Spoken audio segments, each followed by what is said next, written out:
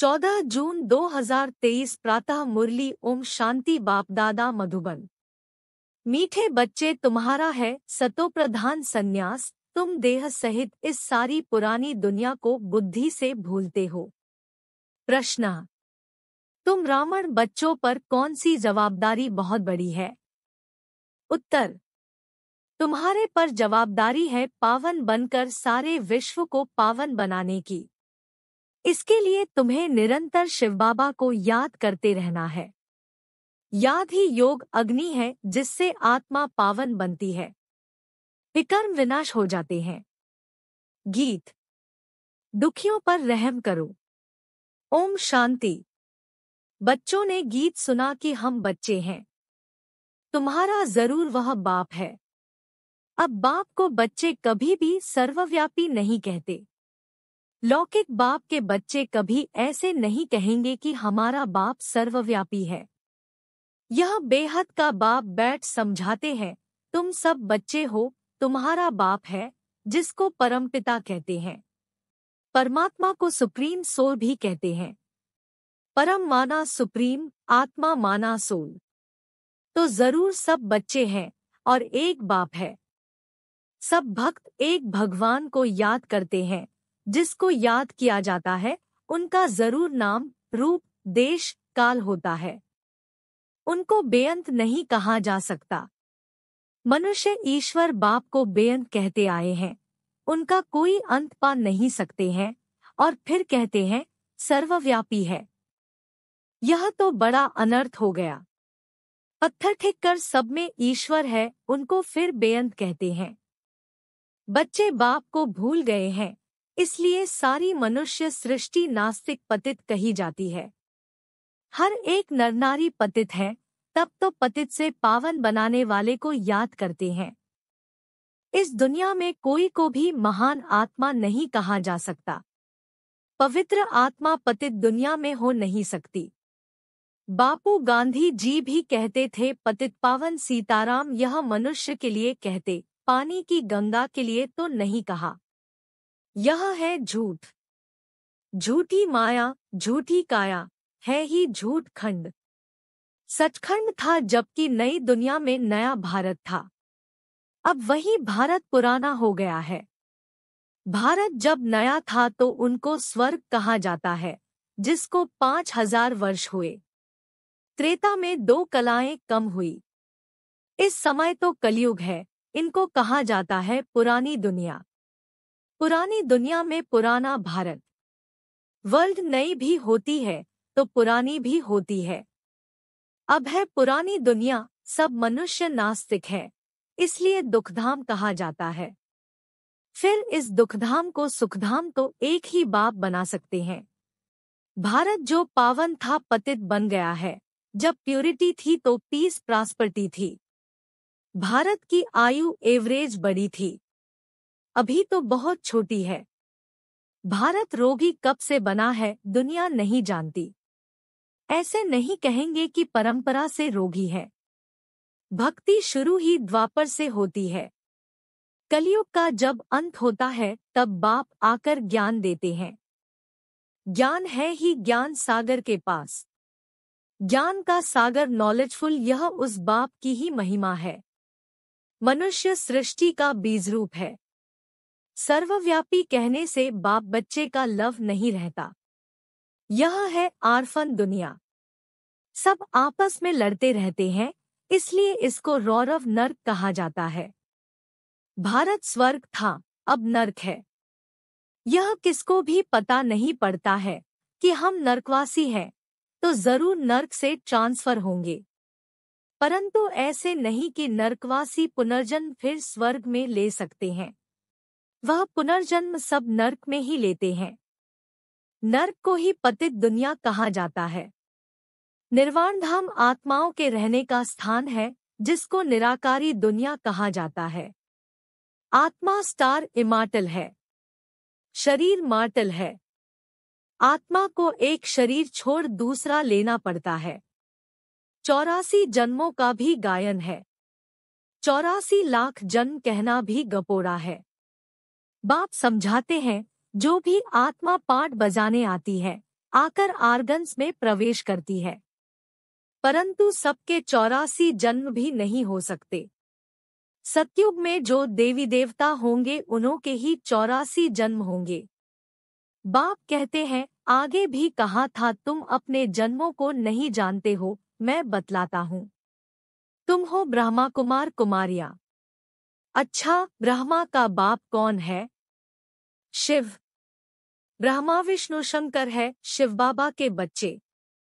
उन्हों को भी अपना सूक्ष्म शरीर है। परमपिता परमात्मा को अपना शरीर नहीं है। बाप कहते हैं, मेरा नाम ही शिव है। भला कोई रुद्र भी कहते, कोई सोमनाथ कहते हैं। हूँ तो मैं निराकार। बरोबर भारत में शिव के मंदिर भी हैं। ज्ञान का सागर परमपिता परमात्मा को ही कहा जाता है, श्री कृष्ण को नहीं कहेंगे। वह तो सतयुग का प्रिंस है। उनमें यह आदिमध्यांत का ज्ञान नहीं है। सतयुगी देवताओं में भी यह ज्ञान नहीं है। तुम जानते हो, अभी हम हीरे तुल्य बन रहे हैं। परमपिता परमात्मा के सिवाय कोई राजयोग सिखला न सके। श्री कृष्ण को परमात्मा नहीं कह सकते। परमात्मा सिर्फ एक निराकार को ही कहा जाता है। उस बाप को ही सब भूले हुए हैं। इस समय सब पतित तमोप्रधान है। बाप कहते हैं, यह सारा वैरायटी मनुष्य सृष्टि का झाड़ है। तमोप्रधान रोगी दुखी है। भारत कितना ऊंच था, अभी तो कंगाल है। शास्त्रों में तो कल्प की आयु ही लाखों वर्ष लिख दी है। समझते हैं, कलयुग को अभी 40,000 वर्ष चलना है। बाप समझाते हैं, यह है घोर अंधियारा। अब ज्ञान सूर्य प्रगटा, अज्ञान अंधेर विनाश। बाप है ज्ञान सूर्य। वह आकर अज्ञान घोर अंधियारे को मिटाते हैं। अभी है ब्रह्मा की रात। सत्युग त्रेता को ब्रह्मा का दिन कहा जाता है। तो तुम हो ब्रह्मा कुमार कुमारियाँ, ब्रह्मा के बच्चे। ब्रह्मा तो विश्व अथवा स्वर्ग का रचयिता नहीं है। निराकार हेवनली गॉड फादर की ही महिमा है। बाप ही आकर राजयोग सिखलाते हैं। बाप कहते हैं, हे बच्चे, आत्माओं से बात करते हैं। आत्मा ही सब कुछ सुनती है, धारण करती है और संस्कार ले जाती है। जैसे बाबा ने समझाया है, लड़ाई के मैदान में मरते हैं तो संस्कारों अनुसार जन्म ले फिर लड़ाई में चले जाएंगे। इस समय सबकी आत्माएं तमोप्रधान है। सब एक दो को दुख देते रहते हैं। सबसे बड़ा दुख कौन देते हैं? जो तुम्हें परमात्मा से बेमुख करते हैं। इसलिए शिव बाबा कहते हैं, बच्चे, तुम उन सबको छोड़ो।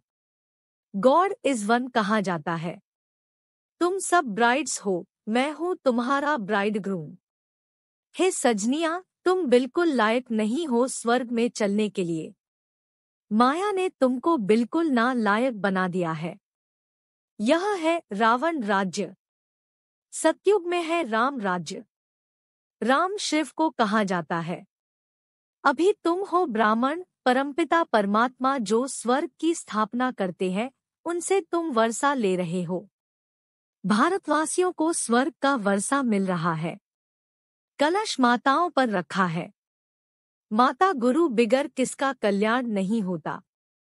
जिसके लिए गाते हैं, त्वमेव माताश्च पिता, उनको फिर सर्वव्यापी कहना कितनी बड़ी भूल है।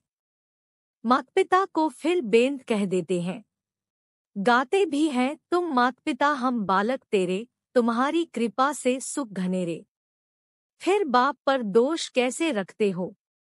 बाप तो आकर पतित से पावन बनाते हैं। पतित रावण बनाते हैं। अभी रावण राज्य खत्म हो, राम राज्य फिर शुरू हो जाएगा। इस चक्र को अच्छी रीति समझना है। बेहद की हिस्ट्री ज्योग्राफी बेहद का बाप ही सुनाएंगे। यह है रुद्र ज्ञान यज्ञ। श्री कृष्ण का यज्ञ नहीं है। वही गीता का राजयोग है, परंतु श्री कृष्ण कोई ज्ञान नहीं देते हैं। यह है रुद्र शिव भगवानुवाच। रुद्र ज्ञान यज्ञ से ही विनाश ज्वाला प्रकट हुई है। अब तुम बच्चे आए हो माता पिता से स्वर्ग का वर्षा लेने। यह कोई अंधश्रद्धा नहीं है। यूनिवर्सिटी व कॉलेज में कोई अंधश्रद्धा होती नहीं। यहाँ पर अंधश्रद्धा की बात नहीं। तुम बाप से बेहद का वर्षा लेने, मनुष्य से देवता बनने आए हो। यह गॉड फादरली यूनिवर्सिटी है। बाप समझाते हैं, यह भारत देवी राजस्थान था। हीरे जवाहरों के महल बनते थे। भक्ति मार्ग में भी सोमनाथ का मंदिर कितना बड़ा बनाया है। उनसे पहले क्या होगा? अभी तो भारत कंगाल है। फिर सिरताज बनाना बाप का ही काम है। अभी तुम बच्चे जानते हो हम माता पिता के सम्मुख बैठे हैं और 21 जन्मों का सुख पा रहे हैं। बाप कहते हैं, हे आत्माओं, अब तुम मुझे याद करो, मैं तुम्हारा गाइड और लिबरेटर हूँ। वर्ल्ड की हिस्ट्री ज्योग्राफी कैसे रिपीट होती है, यह तो बच्चों को समझाया जाता है। इसमें अंधश्रद्धा की तो बात ही नहीं। तुम्हारा है सतो प्रधान बेहद का सन्यास। तुम पुरानी दुनिया को बुद्धि से छोड़ते हो, इसलिए बाप कहते हैं सर्वधर्मानि। देह सहित देह के जो भी संबंध है, सबको भूल अपने को अशरीरी आत्मा समझो। बाप कहते हैं, इस देह का भान छोड़ो। मुझ बाप को याद करने से ही तुम्हारे पाप भस्म होंगे। निरंतर मुझे याद करो और कोई उपाय नहीं। अंत तक याद करना है। माया जीते जगत जीत बनना है। माया पर जीत एक शिवबाबा ही पहना सकते हैं। अच्छा, अब बाप शिव शक्तियों द्वारा भारत पर अविनाशी बृहस्पति की दशा लाते हैं। बाप कहते हैं, मैं इस तन का लोन लेकर इनका नाम ब्रह्मा रखता हूँ। तुम ब्रह्मा कुमार कुमारियां वर्षा लेते हो शिव बाबा से। याद भी शिव बाबा को ही करना है। वह कहते हैं, मेरा नाम एक ही शिव है। तुम भी आत्मा हो, परंतु तुम शरीर लेते और छोड़ते हो, इसलिए जन्म बाई जन्म तुम्हारे नाम बदलते हैं। 84 जन्म लेंगे तो 84 नाम पड़ेंगे। सबके तो 84 जन्म नहीं होंगे। कोई के 80, कोई के 60, कोई के 5 से 6 जन्म भी हो सकते हैं। मेरा नाम एक ही है, शिव। शिव बाबा को याद करते रहो तो विकर्म विनाश होंगे। योग अग्नि बिगर कोई पावन बन नहीं सकते। तुमने प्रतिज्ञा की है, बाबा हम पवित्र बन भारत को पावन बनाए, फिर राज्य करेंगे। शिव बाबा को याद नहीं करते तो गोया अपने को पतित बनाते हैं, इसलिए फिर धर्मराज की बहुत कड़ी सजा खानी पड़ेगी। तुम्हारे पर बड़ी रेस्पॉन्सिबिलिटी है। बाप को याद करते रहना, यह है रूहानी यात्रा। अच्छा, मीठे मीठे सिकीलधे बच्चों प्रति नंबरवार पुरुषार्थ अनुसार माता पिता बाप दादा का याद, प्यार और गुड मॉर्निंग। रूहानी बाप की रूहानी बच्चों को नमस्ते। धारणा के लिए मुख्य सार। 1. निरंतर एक बाप की याद से मायाजीत जगतजीत बनना है। पवित्र बनकर भारत को पवित्र बनाना है। 2. बुद्धि से बेहद पुरानी दुनिया का संन्यास करना है।